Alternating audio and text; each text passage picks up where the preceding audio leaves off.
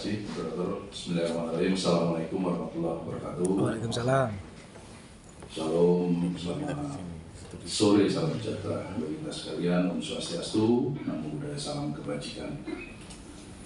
Pada kesempatan yang baik ini, yang pertama tentu saya menyampaikan terima kasih pada moderator dan tim yang juga memberikan kesempatan kepada kami 3 dirjen terakhir untuk menyampaikan capaian kinerja khususnya di Direktorat Jenderal Perikanan Tangkap. Pada kesempatan yang berbahagia ini, saya akan langsung saja tadi menyambung apa yang disampaikan oleh Pak Victor. Lanjut slide-nya. Rekan-rekan sekalian, tentu kita tidak lepas dari kebijakan ekonomi biru untuk Indonesia Emas. Inilah salah satu katakanlah landasan kita semua para dirjen yang ada di Kementerian Kelautan dan Perikanan. KKP ini sudah 25 tahun ya, organisasi kementerian ini dibentuk.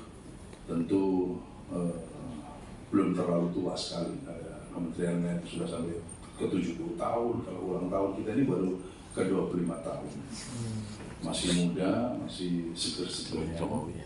Dan tentu pasti juga masih banyak kekurangan ketidaksempurnaan, tapi kita komit untuk meningkatkan yang pelayanan, ya, meningkatkan kesejahteraan yang terbaik bagi nelayan, pelaku usaha, dan itu memberikan sumbangsi bagi negara. Kalau melihat kebijakan ekonomi biru tadi Pak Victor menyampaikan, kita ini tidak bisa dipisahkan satu sama lain. Di Direktorat Jenderal saya ini bagian penangkapan ikan.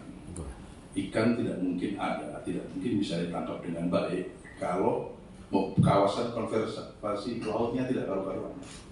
Ini roadmap yang sangat penting ya, untuk bisa kita laksanakan dengan sebaik-baiknya. Kalau kawasan sudah bagus, penangkapannya bagus, kemarin mungkin Dirjen PDS sudah menyampaikan bagaimana hilirisasinya, pemasarannya dan sebagainya. Ada juga di situ peran penting dari Balai Mutu. Apakah hasil tangkapan ikan ini memenuhi standar higienis, standar kemudian bagaimana nilai ekspor, itu juga penting. Dulu ini masih ya saya kira belum terintegrasi, tercapai dengan baik, tetapi saya kira dengan kebijakan Pak Menteri Kelautan dan Perikanan yang ada saat ini semua terintegrasi dengan baik. Pengawasan penting, ya, bagaimana penangkapan ikan dilakukan, kemudian kewajiban, larangan dan sebagainya. Untuk itu di dalam kesempatan ini khusus di Dirjen Penangkap Perikanan Tangkap ini ada di program kedua, di mana salah satu menjadi andalan dari Bapak Menteri, bagaimana penangkapan ikan terukur berbasis kuota. Ini sebetulnya untuk satu memberikan sustainability atau keberlanjutan. Ikan tidak boleh ditangkap lagi secara barbar, menggunakan alat yang tidak sesuai standar, diatur zonanya, diatur kuotanya dan sebagainya. Ini penting. Tetapi ke depan, program dari pemerintah, khususnya dari Kementerian Kelautan ini tentu harus berkompetisi juga dengan dunia global, di mana negara-negara maju sudah mengedepankan bagaimana pembudidayaan ikan. Jadi kemarin mungkin Pak Dirjen Budidaya juga sudah menyampaikan programnya. Perikanan tangkap ini nanti angkanya tidak boleh lebih tinggi dibandingkan budidaya. Budidaya lah yang harus lebih tinggi dibandingkan penangkapan. Jadi konsep dasarnya seperti ini, rekan-rekan sekalian. Lanjut saja slide-nya. Lanjut saja, saya kira ini tugas nanti mungkin. Ini adalah capaian produksi perikanan tangkap nasional dari 2019 ke 2024. Ya, ini hampir kita terlihat di tahun 2023 7.845.602 ton, turun di angka masih tanggal 30 November. Ya, nanti akan saya tunjukkan juga slide yang kaitan bagaimana harusnya budidaya dan perikanan ini berada dalam posisi yang seharusnya budidaya jauh lebih tinggi dibandingkan perikanan tangkap. Lanjut. Kalau melihat capaian penerimaan negara bukan pajak atau PNBP, sering orang bertanya, Pak, kok dikit-dikit orientasinya PNBP, semua PNBP, di ruang laut ada target PNBP, kami ada PNBP, budidaya PNBP. Salah satunya sebetulnya adalah karena negara harus hadir mengelola semua aset yang ada di negara ini. Untuk apa? Untuk kesejahteraan dikembalikan kepada rakyat. Kita yang diberikan amanah untuk mengelola ini dengan sebaik-baiknya, dengan tentu berbagai cara kita evaluasi, mungkin tidak baik kita ubah dengan metode, dan karena sebetulnya metode yang dilakukan ini harusnya dinamis, tidak boleh stuck, karena mungkin di tiap tahun terjadi perubahan-perubahan sesuai dengan dinamika di lapangan. Kalau kita lihat angka itu, ketika di tahun mulai 2015 sampai 2022, kita waktu itu menerapkan kebijakan praproduksi bidang penangkapan ikan. Ya, dengan praproduksi ini artinya pengusaha, pelaku, pengusaha kelautan dan perikanan, pengusaha nelayan dan sebagainya, mereka membayar di depan, ya, kemudian mereka boleh mengambil ikan. Ini ketika kita evaluasi itu ada banyak kemudian merasa ketidakadilan. Antara yang besar dan yang kecil, semuanya harus membayar dulu di depan. Di tahun 2023, dengan program penangkapan ikan terukur, pola ini dirubah sebagai pasca produksi. Jadi yang tidak berlayar, tidak menangkap ikan, jadi tidak perlu membayar apapun. Ya, dia diberikan izin, pasca produksi ini menangkap dulu, baliknya baru dihitung. Ya, berapa hasil tangkapannya, jenis ikannya apa, kemudian disesuaikan dengan kewajiban. Kita lihat data di situ tahun 2023 itu 736 miliar. Di tahun 2024 ini 966 miliar, ini SDA dan non SDA.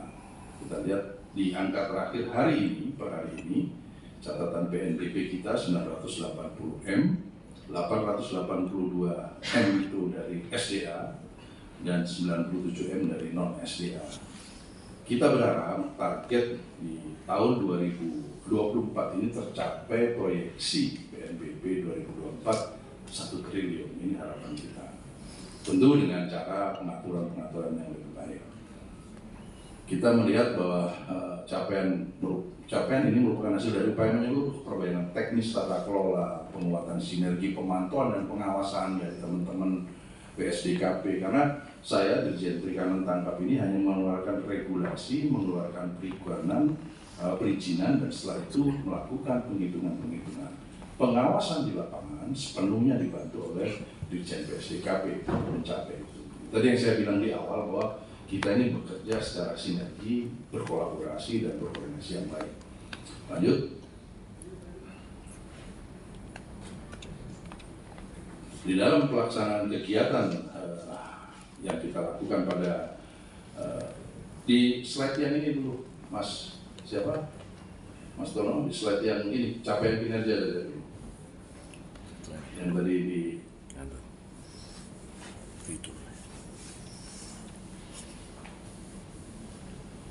mana ini? Operator.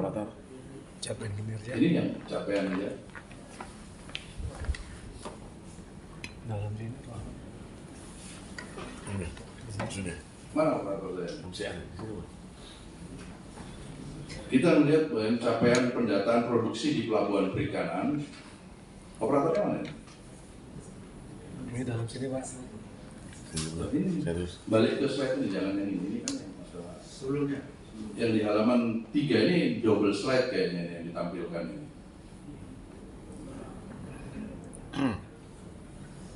Rekan-rekan sekalian, jadi di dalam kegiatan yang dilakukan oleh DJPT, kita melihat bahwa capaian pendataan produksi di pelabuhan perikanan di tahun 2022 sampai 2024 itu terjadi transisi antara tahun 2022 dan 2023. Ini operator yang menghandle siapa ini ya? No.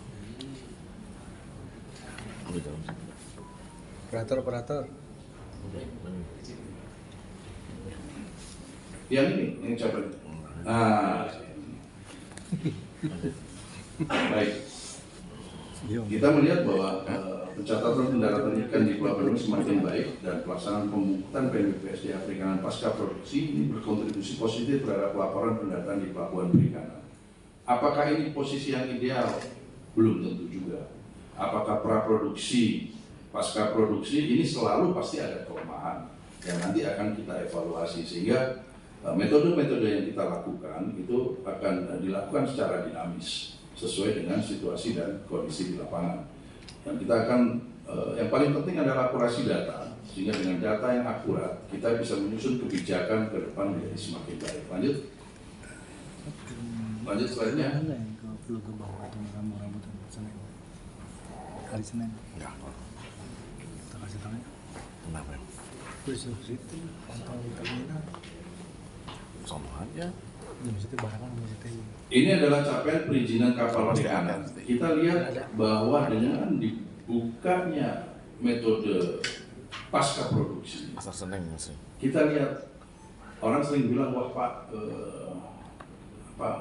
masyarakat enggan berusaha, tapi data menunjukkan dengan pasca produksi ini perizinan yang kita berikan kepada pengusaha dan nelayan itu meningkat.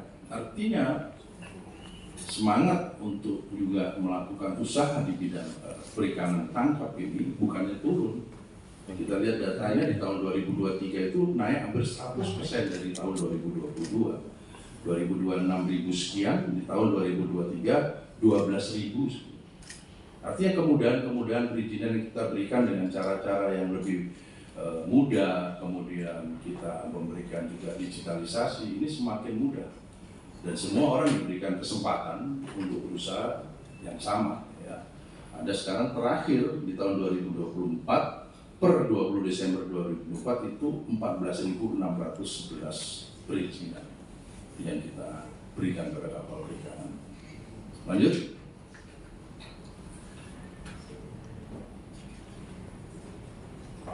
Kita masuk pada kinerja, jadi nanti ini bahan saya berikan karena kita lebih banyak, nanti saya berikan ruang untuk mungkin kita diskusi. Lanjut ya Pak.